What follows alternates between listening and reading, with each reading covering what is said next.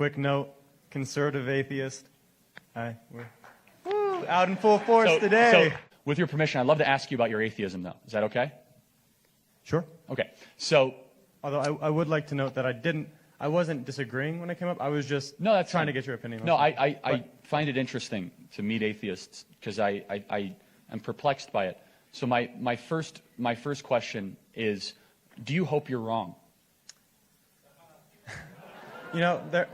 So I do run into, there are some things that I sometimes think about. Like, do you want there to be an afterlife? Yeah. Okay, good. I just don't.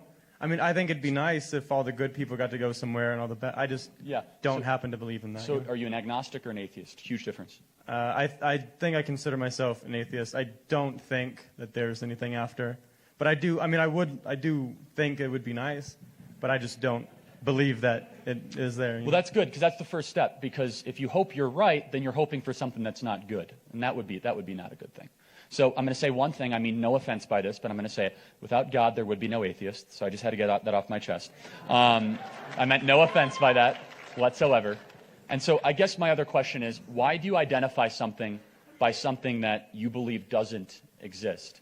So, for example, I don't say I'm a Santa Clausian, right? Like that wouldn't be a thing that I do. Or why would your affiliation spiritually be about the negative of something? And what gives you the certainty that that something doesn't exist? So I use the term atheist just because it's what we've generally agreed to call. Fair. That's a fair response. If you want to ask me why it's like that in the first place, I don't know. Okay, so the last thing I'll say is this. I'm going to tell you what I think, and something to think about, because I could tell you're coming from a good place. I don't have enough faith to be an atheist. Yeah, no, see, I used to be very Christian, and then I don't know. So let me tell you why I think that.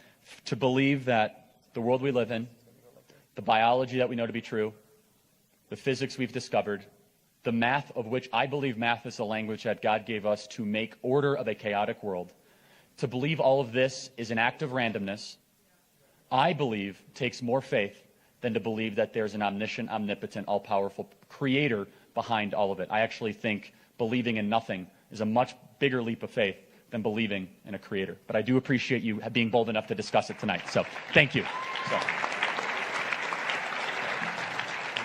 appreciate that.